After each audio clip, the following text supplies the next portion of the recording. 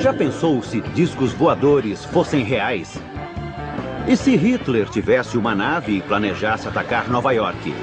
E se os norte-americanos desenvolvessem um disco voador impossível de se detectar e a CIA utilizasse alienígenas invasores como disfarce para projetos militares ultra-secretos?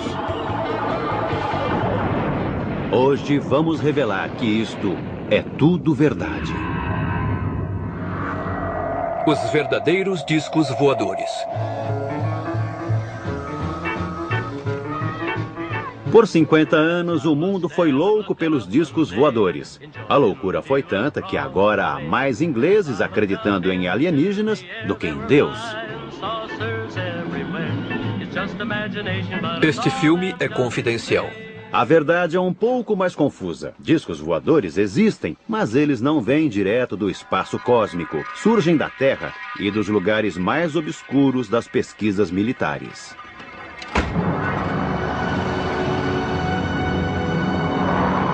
Tudo começou no ano de 1932 em Bucareste, quando este homem, um engenheiro de voo chamado Henry Coanda, fez uma extraordinária descoberta utilizando um objeto voador em forma de disco. Uma das primeiras pessoas a ver a experiência de Coanda foi Radu Manikatid, então um estudante da aeronáutica de 20 anos. O disco subiu até o teto e ficou lá. Achei aquilo magnífico. Isso nunca teria passado pela minha cabeça. Estamos acostumados com ideias mais comuns quando o assunto é voar.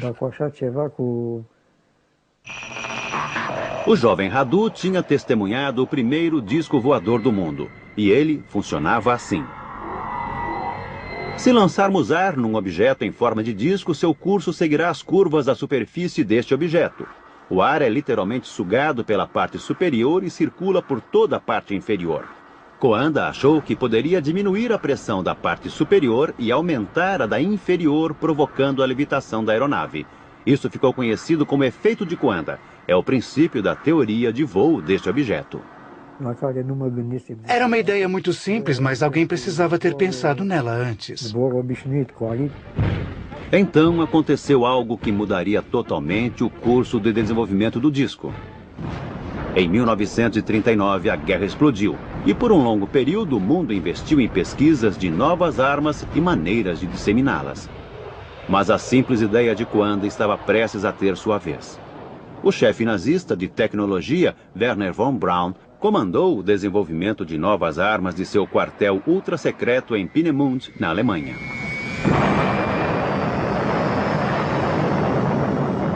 Ali, ele desenvolveu armas de ponta aterrorizantes, como o foguete V2. Esse foi o principal local de desenvolvimento dos projetos. E ele funcionou por um longo período. Mas o que poucas pessoas sabiam era que a 420 quilômetros dali, em Praga, os nazistas tinham uma base de pesquisa ainda mais secreta e estavam trabalhando numa nova e fantástica aeronave. Existiam uns 15 protótipos. Eles construíam, testavam, descartavam e passavam para o seguinte. E quem era o parceiro para estes novos e assustadores projetos? Skoda. Os nazistas estavam utilizando o engenheiro Skoda para fabricar todos esses tipos de aeronaves. Sim, eu ouvi. Para mim era algo excepcional. Uma esfera com o painel da cabine central em plexiglass e com jatos em volta que criavam alavancas de impulso. Luigi Romersa acompanhou a criação do primeiro disco voador do mundo. E era um Skoda. Aqui dá para ver o piloto desenhado na cabine. Ele pilotaria os discos em pé. De acordo com Romersa, um Hitler cada vez mais desesperado e iludido planejava utilizar suas novas armas secretas num ataque devastador sobre Nova York.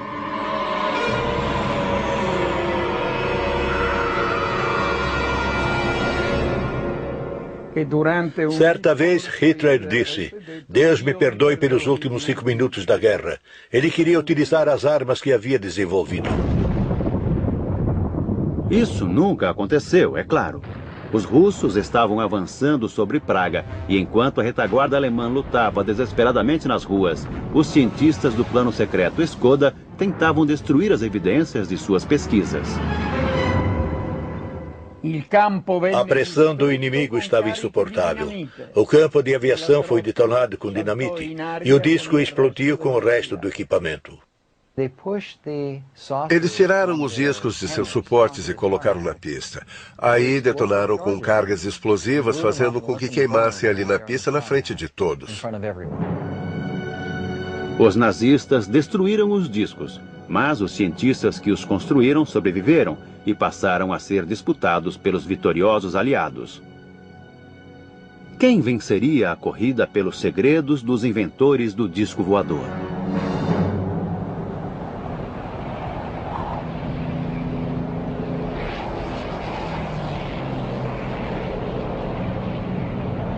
Em 1947, o piloto Kenneth Arnold estava sobrevoando as montanhas no estado de Washington quando viu 9 objetos cruzando o céu a velocidades incríveis. Ele achou que esses objetos faziam um movimento parecido aos discos que pulam na água. É uma analogia incomum, mas foi assim que o termo disco voador passou a existir. A visão de Arnold foi considerada um marco do nascimento da era do disco voador. Isso provocou não só furor na opinião pública, mas um frenesi estimulado pela paranoia. A inteligência norte-americana chegou a pensar em espionagem dos soviéticos. Porque nessa época estava começando a Guerra Fria. As forças aliadas estavam para ser quebradas. Os aliados da Segunda Guerra Mundial tornam-se inimigos.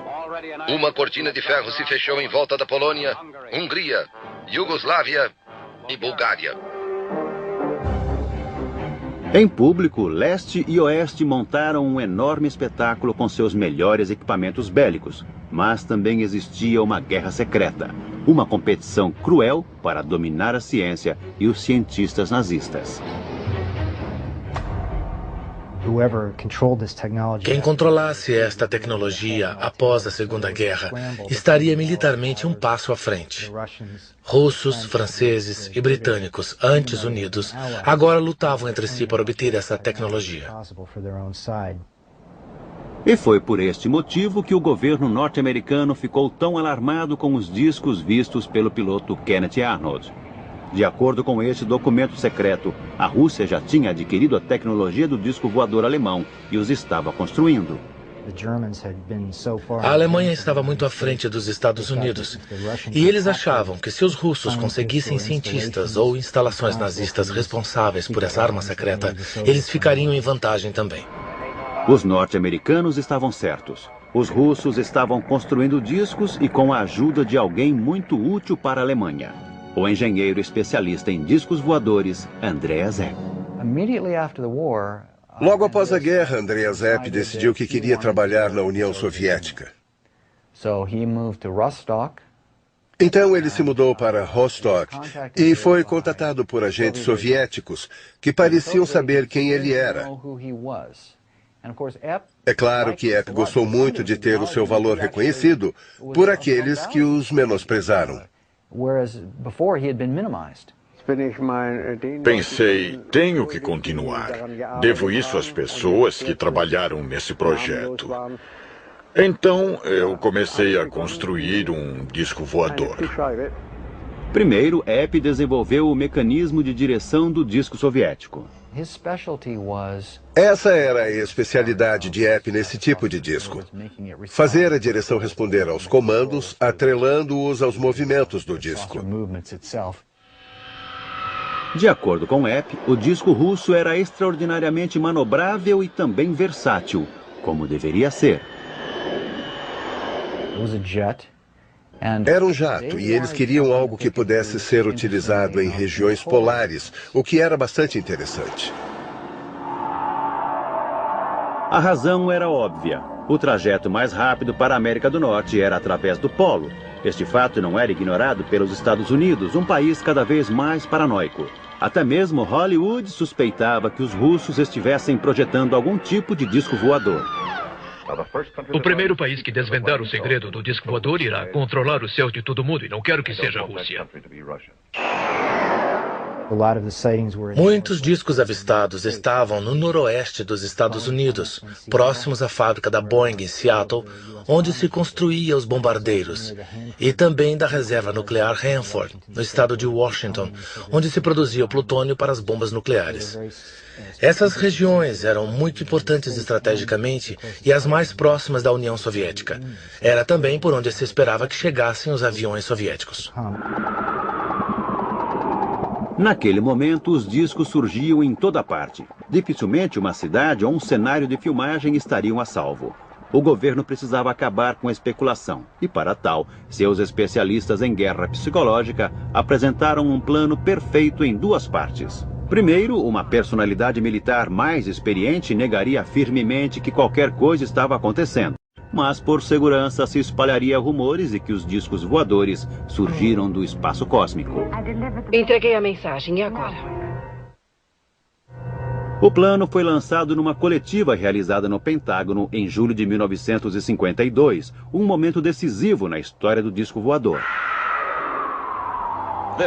Este é o Major-General John A. Sanford, diretor da inteligência da Força Aérea dos Estados Unidos e quem conduziu a coletiva. O trabalho de Sanford era negar que havia qualquer coisa de importante naquelas visões. Não aconteceu nada com nenhum padrão de consistência que possa ser relacionado com qualquer ameaça aos Estados Unidos. Para discutir a teoria dos invasores alienígenas, foi convocado o major aposentado Donald Keyhoe, o importante escritor da época. Major Keyhoe, como autor do livro Os Discos Voadores São Reais, qual a sua opinião sobre essas novas visões de objetos não identificados? Com o devido respeito, acredito que será provado que são de origem interplanetária. Era um plano simples e muito engenhoso. Agora, todos que vissem um disco militar seriam encorajados a acreditar que se tratava de alienígenas, enquanto o resto das pessoas acharia muita graça. Ele ficou lá por muitos minutos, não posso negar o que vi. A imprensa adorou a história dos alienígenas e a abordou com entusiasmo. A mesma edição da revista Life, que lançou Marilyn Monroe como estrela, também fez a carreira de muitos monstros de Marte. Naquele artigo foram entrevistados alguns governantes anônimos e especialistas militares, e eles sustentaram a ideia de que discos voadores não poderiam ser fabricados pelo homem, nem seriam armas secretas ou fenômenos sobrenaturais. Então, a alternativa restante era que eles vinham de outro planeta, e aquela foi uma das primeiras vezes em que a teoria recebeu uma publicidade maior. Nunca antes um filme deflagrou tal estado de euforia, um espetáculo emocionante. Os textos de Donald Keyhoe inspiraram o mais clássico filme sobre o tema, Heart vs. Flying Saucers, que contava com o perito em efeitos especiais Ray Harryhausen. A ideia fundamental veio de um de seus livros sobre discos voadores. Eu sabia que o governo tinha realizado muitas experiências com objetos voadores circulares e as mantiveram em segredo. A ideia era que todos acreditassem que alienígenas vinham do espaço cósmico. De fato, o governo estava tão interessado no filme que o produtor Charles Schneer tinha por tarefa mantê-lo informado sobre o que acontecia ali. Sem dúvida, assim que o roteiro foi finalizado, tenho certeza de que Charles o entregou a pessoas importantes e a membros do programa espacial.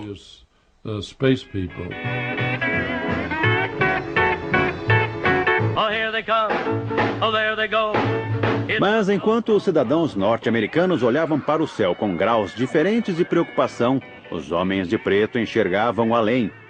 Estavam desesperados para construírem seus próprios discos e, como os russos, procuravam um cientista nazista experiente para ajudá-los. Em 1945, quando os nazistas se renderam, o exército norte-americano estava preocupado que os cientistas alemães caíssem nas mãos dos soviéticos. Os Estados Unidos também queriam explorar o conhecimento desses cientistas para auxiliar no desenvolvimento de programas relacionados a mísseis, armas eletrônicas, radares, aerodinâmica de supersônicos, motores a jato e outras tecnologias de que os alemães tinham conhecimento. Montaram um programa chamado Overcast Paperclip para reunir esses cientistas e trazê-los para os Estados Unidos. Em alguns aspectos, os norte-americanos se saíram muito bem. Eles arrebanharam o chefe de tecnologia nazista Wernher von Braun e o tornaram um valioso membro da organização militar. Conseguiram também informações sobre a tecnologia do foguete V2. Mas enquanto manuseavam seus novos brinquedos com muito mais entusiasmo do que habilidade, sabiam que havia uma enorme lacuna no novo arsenal. Eles não tinham os discos voadores alemães. É provável que a Força Aérea estivesse preocupada com o avanço dos russos e precisávamos ter o nosso próprio disco como uma resposta aos discos soviéticos. Então, num dia de 1957, aconteceu um golpe de sorte. E este, mais uma vez, envolvia o alemão Andreas Hepp, que agora morava no leste da Alemanha. Por algum motivo, ele não estava mais contente com a sua vida no leste da Alemanha. Não sei o que foi. Pode ter sido divórcio. Seja como for, ele foi parar no oeste. Ele atravessou a fronteira e disse: "Olá, aqui estou. Estava espionando para os soviéticos e quero dizer a vocês tudo o que sei." Os norte-americanos imediatamente o jogaram na prisão e começaram a interrogá-lo. E enquanto estava preso, Hepp começou a escrever e a desenhar de memória o que havia feito para os soviéticos, qual era o plano do disco soviético e para que ele seria usado. Com a ajuda de Andreas Hepp, o projeto do disco norte-americano pôde começar de verdade. No final da década de 50 e início de 60, quase todos os principais fabricantes de aeronaves, incluindo a Boeing, Convair e Lockheed, passaram a se dedicar ao conceito de veículos com formato de disco para utilização variada. Esta é a divisão da Lockheed na Califórnia, um braço antigo do clã dos Lockheed e local de origem dessa família com asas. Lockheed estava se dedicando a projetos de discos para a Força Aérea dos Estados Unidos. Eles tinham um sistema de mecanismo central direcionado para baixo para que a aeronave decolasse na vertical, realizasse transição para voo horizontal e alcançasse velocidades altas, podendo voar a milhares de metros, o que era muito avançado para a época. Os engenheiros da Lockheed estavam desenvolvendo um disco que utilizava um propulsor central a jato e um rotor para criar o efeito Coanda, ou o efeito do disco voador. Uma vez no ar, seu jato era redirecionado para que viajasse horizontalmente em velocidades supersônicas. Mas ela não foi a única corporação a se dedicar a essa tecnologia. A Convair era uma das principais companhias aéreas nos anos 50 e 60. Como a Lockheed, a Convair tinha projetos secretos e contava com a ajuda de uma personalidade, o astro de Hollywood, James Stewart. Fiquei lá quase um dia inteiro. Acredite, aquilo era uma aeronave tanto. Nas décadas de 50 e 60, Bob Widmar era um experiente projetista da Convair e um elemento fundamental na equipe que construiu o B-58 Hustler. No início dos anos 60, esse era o avião mais rápido da Terra. Isso realmente me emocionou. Depois de todos os pássaros voadores, surgia o Mach 2. Ele era 2 vezes mais rápido que a velocidade do som. Mas Bob Widmer não projetou apenas aviões a jato. No fim dos anos 50, ele recebeu uma formidável missão: desenhar uma aeronave invisível, ou que pelo menos não fosse detectada por radares. Não poderíamos ser detectados num ângulo de 360 graus, pois, mesmo naquela época, os radares começavam a emitir sinais simultaneamente. O único jeito de resolver isso era fabricar algo que tivesse a mesma forma de um disco. Em outras palavras, Bob tinha que construir um disco voador, porque o exército havia percebido que uma aeronave com esse formato faria um voo extremamente discreto.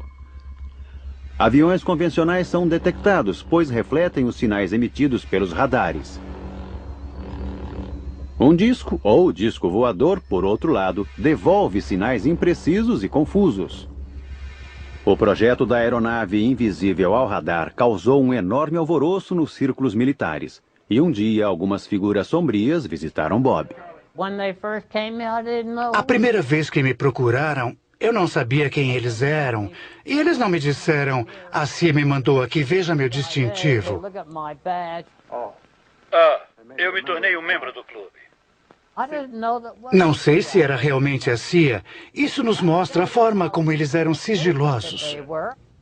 De fato, a CIA estava sendo até mais misteriosa do que o normal, porque não combatia somente inimigos dos norte-americanos. Era uma guerra secreta contra a própria Força Aérea dos Estados Unidos, que não poderia ter conhecimento sobre os aviões invisíveis.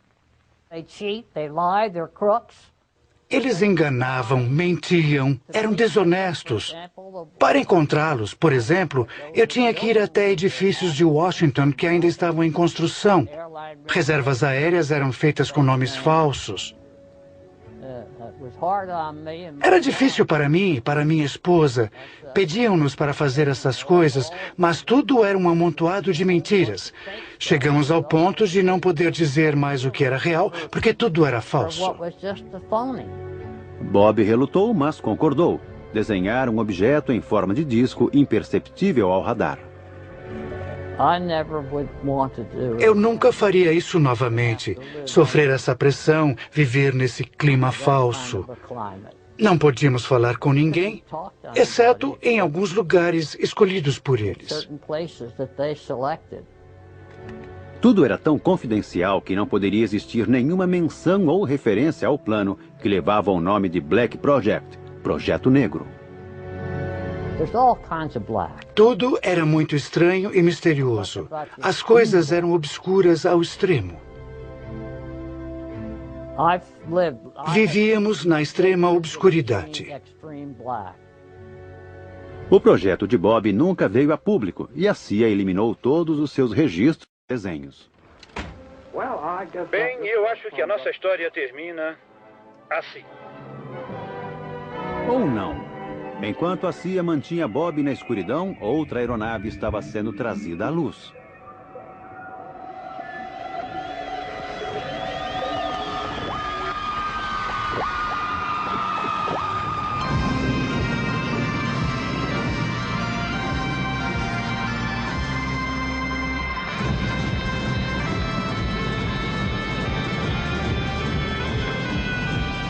Em 1961, o mundo conheceu que seus construtores declararam ser o primeiro disco voador verdadeiro, inventado por este homem, John Frost.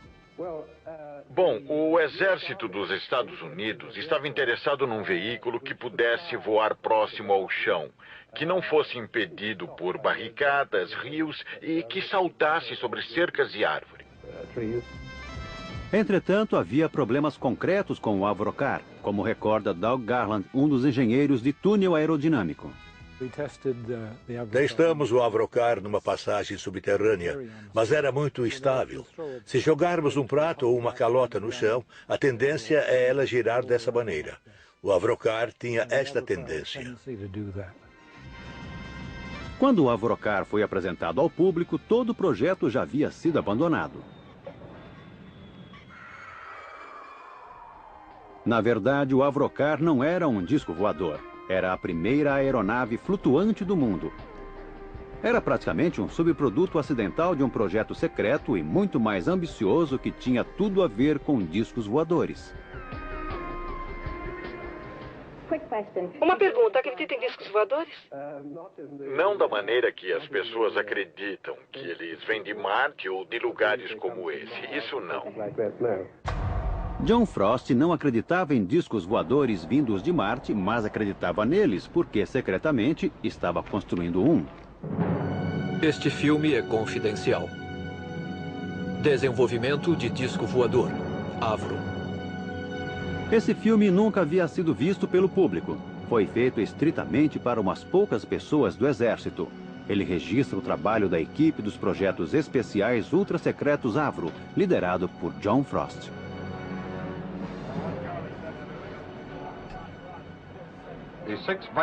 O conjunto do motor Viper foi construído pela Avro Aircraft Limited para desenvolver o sistema de força de uma aeronave de plataforma circular. Ele é constituído por uma estrutura com 6 divisões, excluindo a asa externa, a cabine de comando, vias de entrada de ar e os controles de voo. Frost estava construindo um disco voador supersônico com a potência de um enorme jato. Seu codinome, Projeto Y, ou Sistema de Armas 606A. No final, eles perceberam que haviam conseguido um considerável avanço para o advento do disco voador. E também recorreram à tecnologia do disco alemão.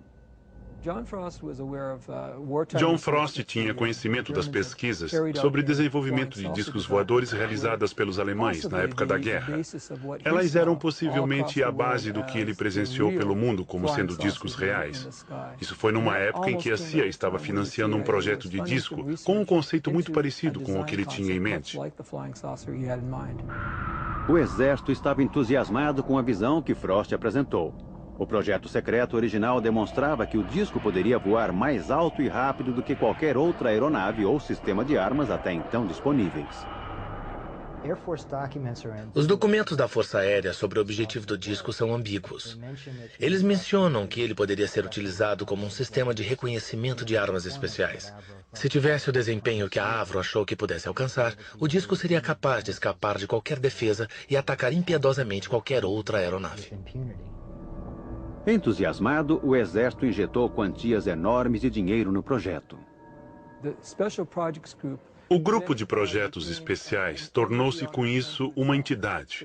Conseguiram um lugar na área de teste de voos e começaram a se dedicar ao que Frost via como uma forma ideal, um disco voador completamente circular. Eu não tinha ideia de que pudesse existir algo como o grupo de projetos especiais, porque tudo era considerado ultra secreto.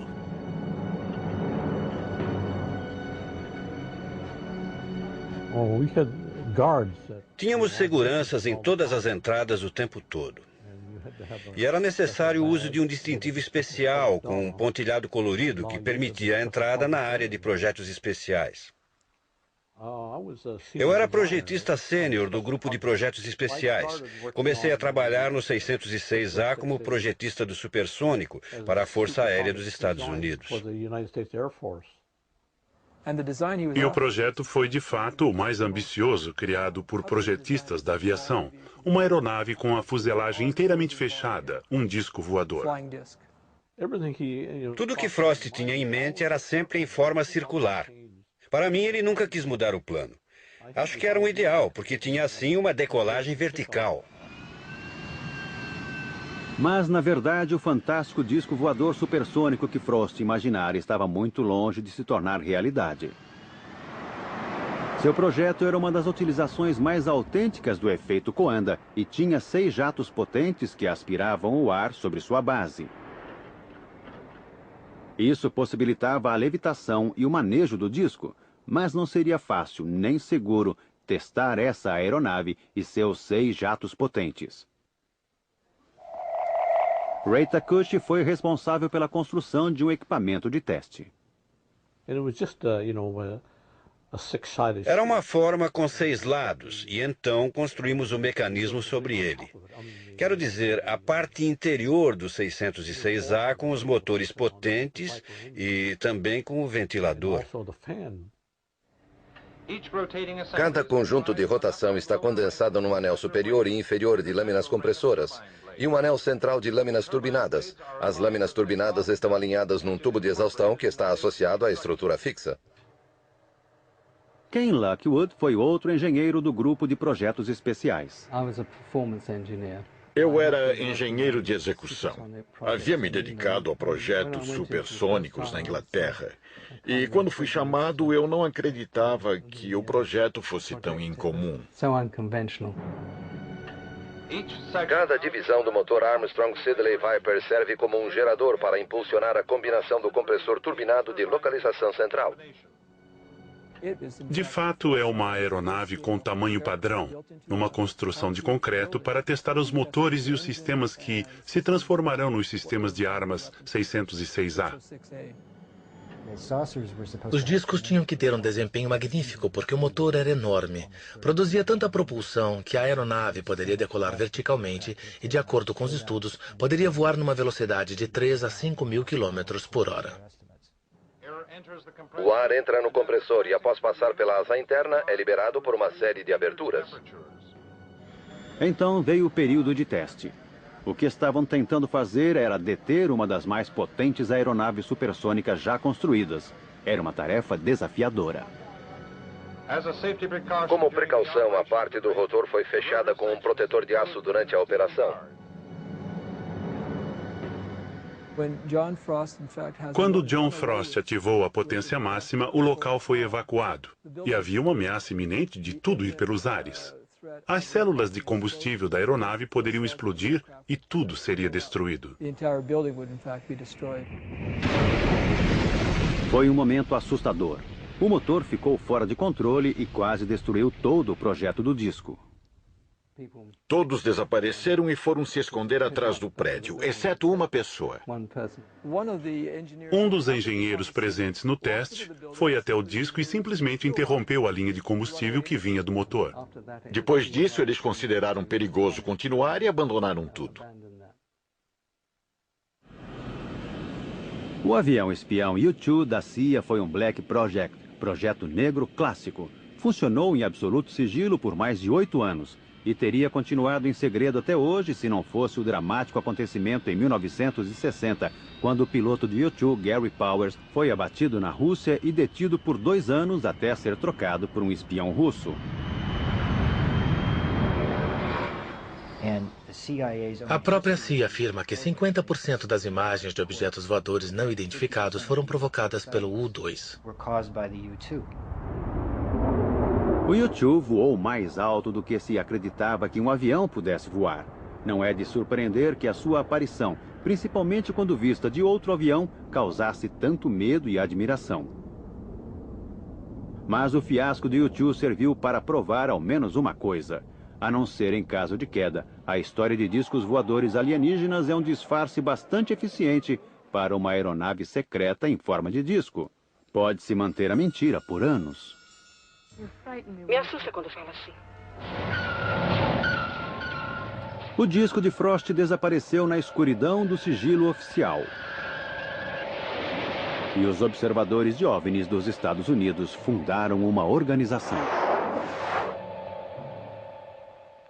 Em Washington, um grupo fechado e não oficial conhecido como NICAP, Comitê Nacional de Investigações de Fenômenos Aéreos, convocou uma conferência e reacendeu uma antiga discussão com a Força Aérea.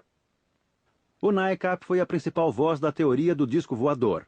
Era dirigido por um importante escritor de ficção, o mesmo que havia lançado a ideia dos alienígenas naquela extraordinária coletiva de 1952. 14 anos depois, ele ainda estava caçando alienígenas. O diretor do NICAP, Major Donald E. Kehoe, um oficial aposentado dos fuzileiros, insistiu que a Força Aérea sabia mais do que estava dizendo. Estamos sendo observados por uma máquina que está muito além de nós, muito mais desenvolvida, e deve ser controlada por uma civilização mais avançada.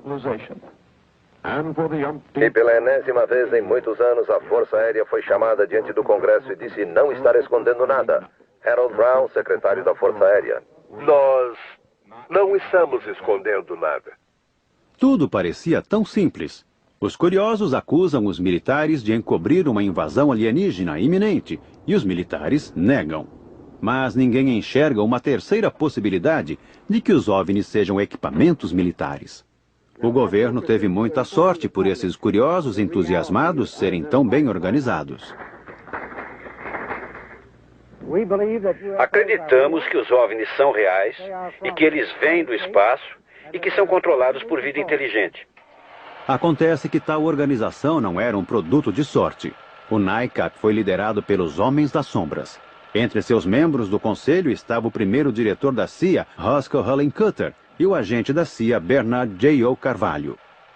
O primeiro diretor da NICAP foi Nicholas de Roquefort, membro da Divisão de Guerra Psicológica da CIA.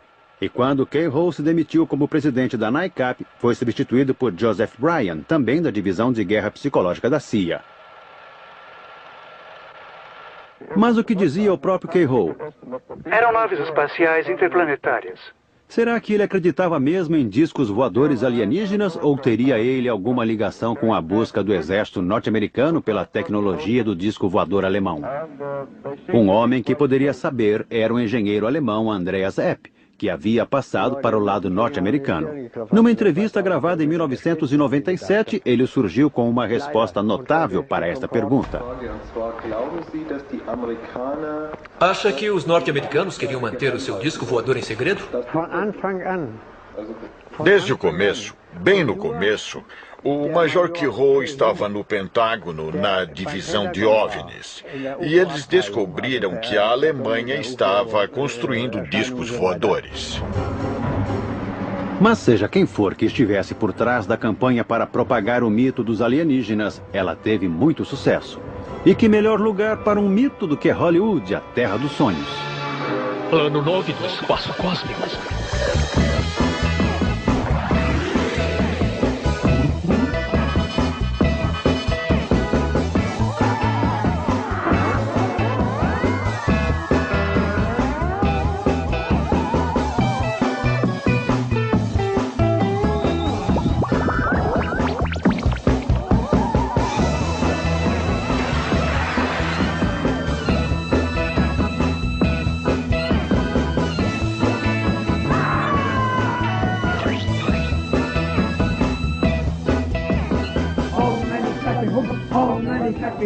Isso até inspirou uma religião. Toda a nossa informação vem do nosso líder, que é um yogi e está em contato com uma inteligência espacial.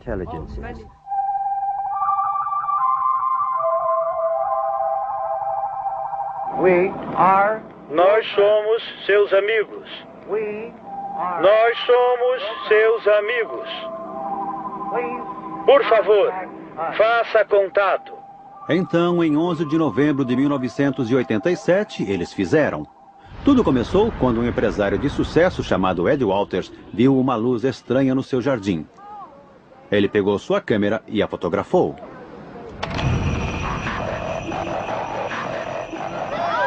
Foi a primeira de dezenas de aparições que viriam nos anos seguintes. Quando as fotos foram reveladas, elas mostravam algo que, com certeza, parecia ser discos voadores.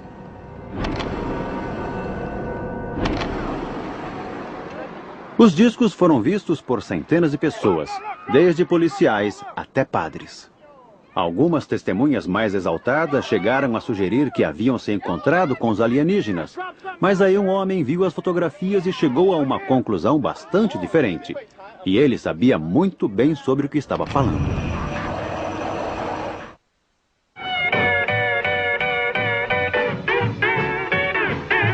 Gulf Breeze, Flórida. Há 17 anos, este foi o local de uma das mais constantes séries de aparições de discos voadores na história dos Estados Unidos. A maioria das centenas de pessoas que viram ficou convencida de que eram alienígenas, exceto um homem. Nem sempre que alguém diz haver algo, isso necessariamente significa que existe mesmo alguma coisa. As aparições precisavam atender a alguns critérios científicos para serem consideradas reais. Entretanto, em relação às aparições de Gulf Breeze, a configuração era tão nítida que era possível ver o que tinha dentro. E o que tinha dentro era luz e estava quente. E, além de tudo, as aparições tinham uma configuração circular. Boyd Bushman achou ter identificado o tipo de propulsor desses discos, e ele pôde perceber isso porque trabalhava com a mesma tecnologia. Bushman havia passado 35 anos trabalhando em projetos de armas. Ele tinha criado o protótipo do míssil Stinger antes de se mudar para Lockheed, o centro de desenvolvimento de discos da indústria militar. Enquanto estava lá, ele e seu grupo começaram experimentos com uma nova e radical fonte de energia.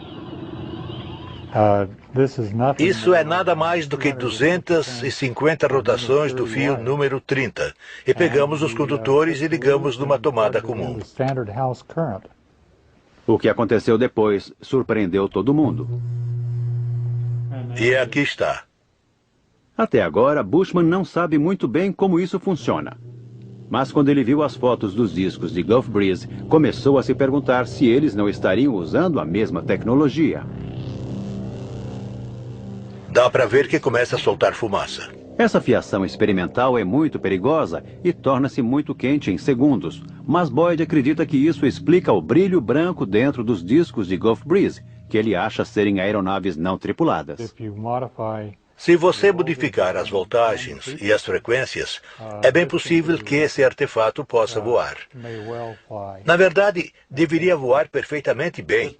E acreditamos que foi o que as pessoas fizeram no projeto de Gulf Breeze. Então, quem eram essas pessoas? Ele acredita que os discos são projetos ultra-secretos desenvolvidos pelos militares norte-americanos.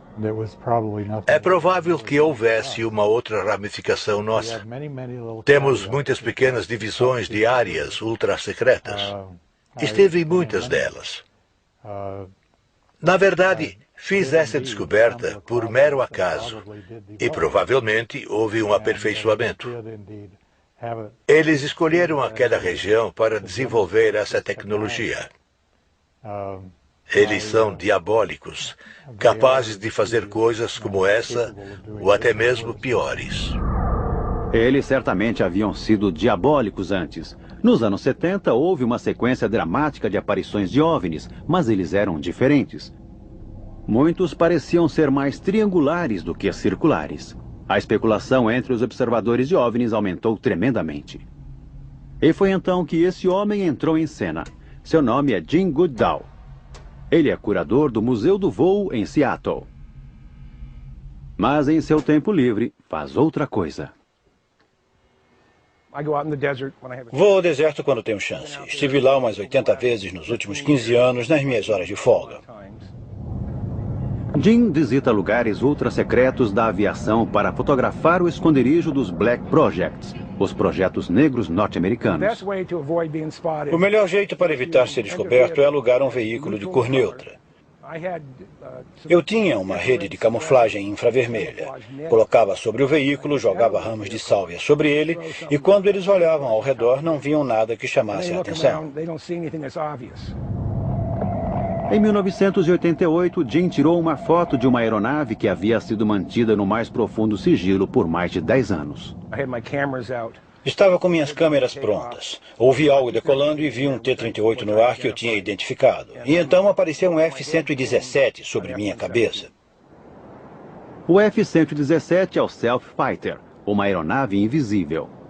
Por mais de uma década, ela tem voado nos céus norte-americanos e vem sendo convenientemente identificada como uma nave alienígena.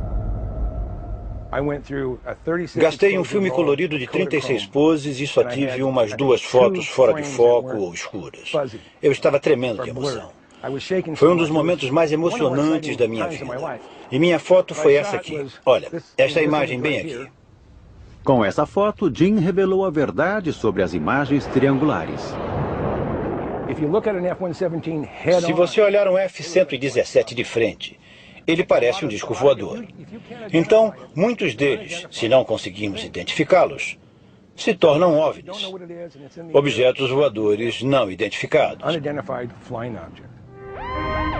Nos anos seguintes, o número de aeronaves triangulares diminuiu, mas as aparições de objetos arredondados não. Recentemente, a Força Aérea Mexicana liberou algumas imagens formidáveis tiradas por seus pilotos usando o infravermelho. Estranhamente, embora 11 aeronaves pudessem ser vistas, somente 3 foram registradas por radar. Então, teriam os verdadeiros alienígenas finalmente chegado? Ou teriam esses discos algo a ver com os militares norte-americanos? Um grande querido amigo chamado Ben Rich substituiu Kerry Johnson na Lockheed. 10 dias antes de sua morte, eu estava conversando com Ben e ele disse: Jim, existem coisas no deserto que estão 50 anos além do que podemos compreender. Eles têm aproximadamente 4.500 pessoas na Lockheed. O que eles têm feito nos últimos 20 anos? Estão construindo algo. Papai, quando você esteve lá, você viu alguma coisa? Não vamos começar novamente com essa bobagem de disco voador. Versão brasileira Vox Mundi.